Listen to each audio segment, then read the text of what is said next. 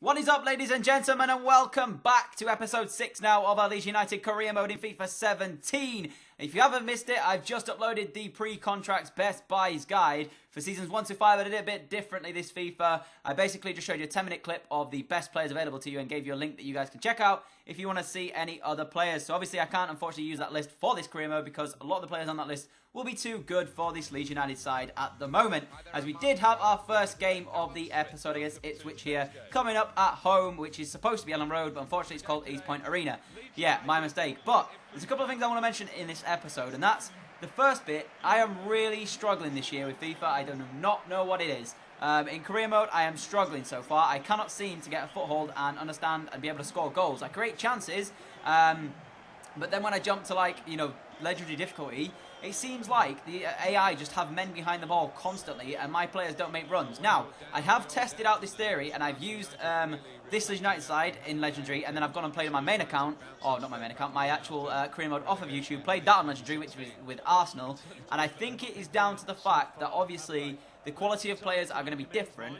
But I've played against it on in that Premier League, and on Legendary I seem to be able to do better on my Arsenal career mode than I do here with Leeds United. So, I am going to put it down to the fact that at the moment our side probably isn't the best, and that is the reason why. But if we make it to the Premier League and we improve, or even if we don't make it to the Premier League and we still improve our squad, and we don't have any luck next season, I am really stuck as to what to actually do here, because at the moment in time, I am creating chances, I am scoring goals, but it seems to be as soon as I make that jump up from the world-class difficulty to Legendary, I just can't seem to break down the defence. I don't have a shot on goal, and then they end up scoring with... You'll see it in the next coming episodes. You'll see it. I end up playing a game on Legendary. I spend most of the game in control, high possession, trying to create a chance. I work my chance finally in like the 60th minute of the game. I miss, and then they go up the other end and score a single goal, and they beat me a goal to nil.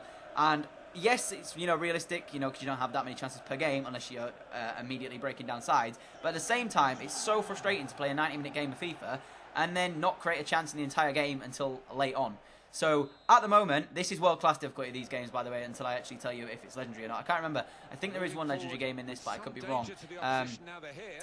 Ipswich would have the first chance of the game anyway, 13 minutes in, as they caused us a bit of an issue early on in this game. But a second chance would fall to us in the 34th minute of this one. We managed to get a throw in here. Iwobi's going to run over and take this. Iwobi throws it in to, I think it's our left back. Yeah, it is Charlie Taylor. Comes up from left back. Give it across the face of the pitch there to Berardi, who gives it inside to Pablo Hernandez, who takes the strike on, and Pablo Hernandez scores in the 38th minute of this game. He seems to be the only player right now that I can guarantee I'm going to be able to finish the ball with, and I think that's due to the fact, as you see there, I don't know what the hell happened to the celebration, Pablo Hernandez in this game has decent shooting. Now, I think what's going on is I've tried playing it on fast, game speed, I've tried playing it on normal. I then even bumped it down to slow as this takes a deflection, I do believe, as it goes in the back of the net. But take a look at that. How good was that strike from Pablo Hernandez? But yeah, I've tried using the fast game speed. I've tried using the normal game speed. I've even bumped it down to slow game speed. But it just doesn't feel like FIFA should feel. And I am really enjoying this FIFA, don't get me wrong. I think this is the best FIFA we've had in the last few years. But at the same time, I am sort of struggling at the moment. I think it's just down to the fact that I haven't played enough to be able to understand it, as Chris Wood should have made it 2-0 actually. This is one of the weirdest saves I've ever seen in my life in this game. I'll show you it in instant replay. Look at this. It takes a deflection, but somehow the keeper doesn't even save it with his hands. It comes off like the bottom wrist bit. Like, that's bullshit. I'm sorry, but that is and I rarely even swear in these Creamer videos, but that is bullshit. And I cannot believe that he saved that, and that would have made it 2-0 in a game where, yes, I created one chance, but again, nice block in the end by the defender, as it ended up going into the goalkeeper's hands, per se, if you can call that his hands, as he made the save. But yeah, unfortunately for us, we weren't 2-0 up, as Pablo Hernandez gets another chance for us here. Plays the through ball into Kamaru. Froof takes a strike on straight at the goalkeeper, and Pablo Hernandez managed to get the header, but it's blocked, as we couldn't manage to make it 2-0 here. Into the 70-something minute of this game now, Ipswich create themselves their chance, as well as they weren't out of this, to be honest with you. It was a very even game. Ipswich came forward, had a good effort, and it only just went past the bottom corner, and that would be the way the game would end. So like I said to you at the start of the episode, I seem to create chances, and I may only win the game by a goal to nil, but then it's like the other team might go up the other end and score once. And yes, that is realistic, but at the same time, it is so frustrating, especially when I played a 90-minute game of FIFA and had one shot and it wasn't even on target. That's happened to me numerous times in this FIFA. Now, I have looked online, I have sort of looked at Reddit and stuff like that. People are saying that they are finding this game too easy against the AI. Now, either I've got worse at FIFA, or they're lying. So, it's one or the other, because I tell you, at the moment, I'm not finding this game as easy as I did FIFA 16. I found FIFA 16 to be fairly easy against the AI. I'd struggle online, whereas this time round, it seems to be that I'm struggling against the AI this time, but a lot of people are finding this game easier than they did FIFA 16. Maybe it's just, obviously, the person's, like, sort of play style. I don't know if that, you know, sort of affects it or anything like that. But at the moment, like I said, if you want Legendary games, it may be a bit tough to do because I probably won't have an episode out if I play it all on Legendary. At the minute, doing what I'm doing, where I'm swapping between World Class and Legendary, is allowing for the episodes to still be entertaining at the same time as me trying to learn it. But if I just jump straight to Legendary right now, it's not going to be entertaining at all. I'm going to have no shots, you're going to see no chances for us, and you're probably going to see 1 goal per game, even if that happens, and it might be to the other team. So there's no in-between at the moment. I can't sort of get my hands and grasp the sort of game, because right now, on World Class, I'm controlling the games, I'm being able to, you know, sort of make sure that I'm sort of controlling it, I am in control, but then at the same time, the computer aren't really creating chances, as you've seen. We've only conceded, I think, 2 goals the entire championship season so far, so there's not really an in-between there, because then if I jump up to Legendary, the computer create more chances, but then I don't. So I sort of want a difficulty where they're going to create chances, but I'm still going to create chances as well, so it's a bit entertaining on both sides. Because at the moment, we've only conceded 2 goals, like I said, so there's not actually an in-between, as we named that side, to take on Bristol City here for the second game of this episode. Antonsen and Dukara with Moat in Calm, Green, our youth man at right midfield. He's actually going to be our starting right midfielder now. I've actually decided that he's playing better than Sacco currently, so I've thrown in Green and said, you know what, here's your chance to impress. I even throw him in and start training him in the next few episodes as well. You're going to see that coming up soon, but I'm really looking forward to seeing what his development's going to look like in a few seasons' time, if not by the end of this year. I want him to sort of hit 70 rated by the end of this year, if possible, and that's my hope for the end of the year by Green. And if you can reach that, that'll be great, as Antonsen would create the first chance of this one, or rather, Antonsen didn't mean to create the first chance in this one, but he did, as it came from a Bristol City tackle, which went through to Dakara, but unfortunately he hit the post. 36 minutes in now, Dakara creates another chance with Green now, this time a youth man, but unfortunately he can't find that bottom corner that he was looking for, and it goes just wide of the post, and it's into the 80-something minute of this game now. Bristol City would create their chance of the game. This is what I'm talking about. There was literally 3 chances in this entire game, and Bristol City was so close to stealing this one in the dying minutes of this game, as we see here, 88th minute. They whip in a corner. You're going to see it's dealt with, I think, not very well by us, and it comes off a header from their defender, but thankfully it's an easy save for Silvestri in our goal. And that's the way the game would end. You're going to see, there you go. That's exactly what I'm talking about. Actually, this game was on Legendary.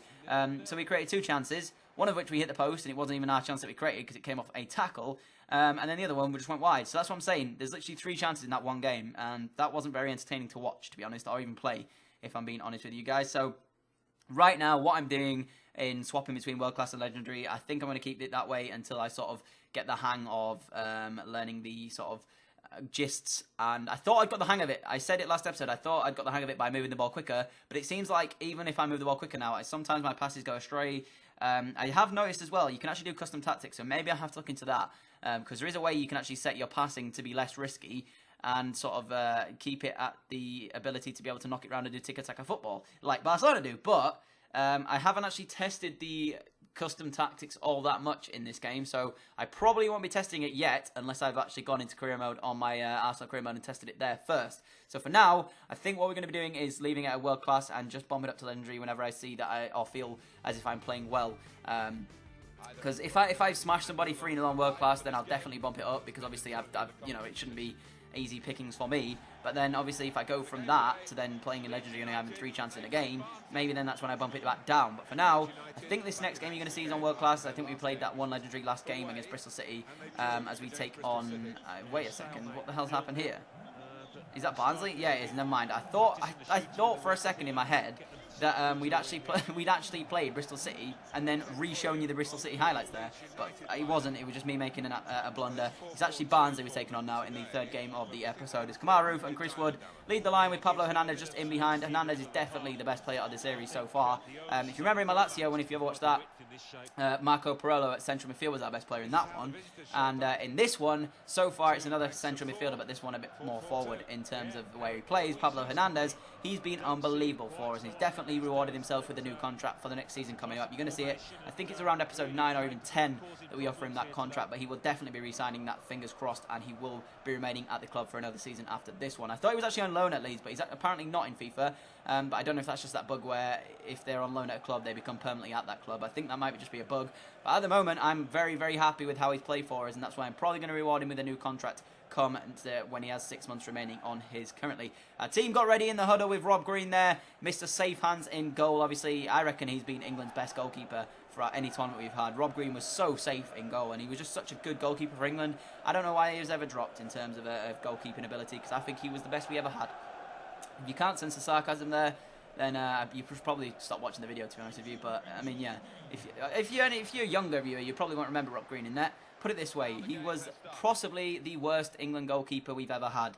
And having him at Leeds United just, makes it even better for myself, as it would be Barnsley who tried to create the first chance, but we stole the ball off them in this game. I think it's 4 minutes in at this point, and I put it up on Pablo Hernandez. I'm trying to move the ball with speed, like I said, so we give it to Kamar Roof. Kamar Roof into Chris Wood, back to Kamar Roof. Roof is going to dink the goalkeeper, and I really like this goal from Kamar Roof. It's a nice finish, and when I scored this, I was like, yes, this is what I like to see, because finally, in that last game of the episode, we'd obviously drew 0-0, and the chance I created weren't really that threatening, but as soon as we got into this one, at 4 minutes to create that chance and dink the goalkeeper like I did, this got me pumped, and at this point, I felt like I was playing well in this game. I felt like it was a sign of better things to come as we give ourselves a throwing here. 38 minute of the game.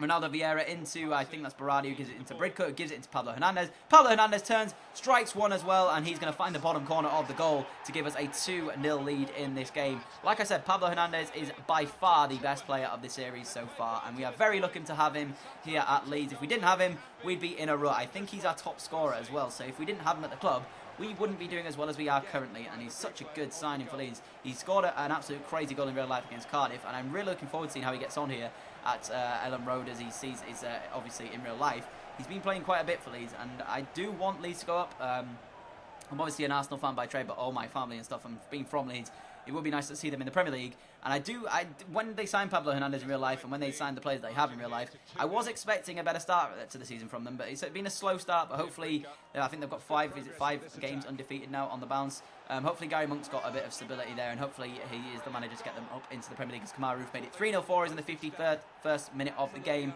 and quite frankly, from there we were cruising. That was it pretty much. We didn't ever look like Barnsley were going to test us. This is what I mean, there's no in-between at the moment. On World Class, I don't really get tested by the AI, but then on Legendary, I can't create the chances to give you guys an entertaining episode. So what do? Do I sort of just play Legendary and hope that eventually I'll create a chance, but then there's that, or I don't really know what the in-between is, whether or not I should just, bump up to Legendary, just play it and just see how I get on, as Kamar Roof made it 4 for us in the 62nd minute of this game. Like I said, there's just no in-between. At the moment, if I play it on World Class, I'm dominating and I'm doing this sometimes and destroying teams, and they don't come forward. But if I play it on Legendary, I don't score, and it's a boring episode unless they score. So it depends on what happens.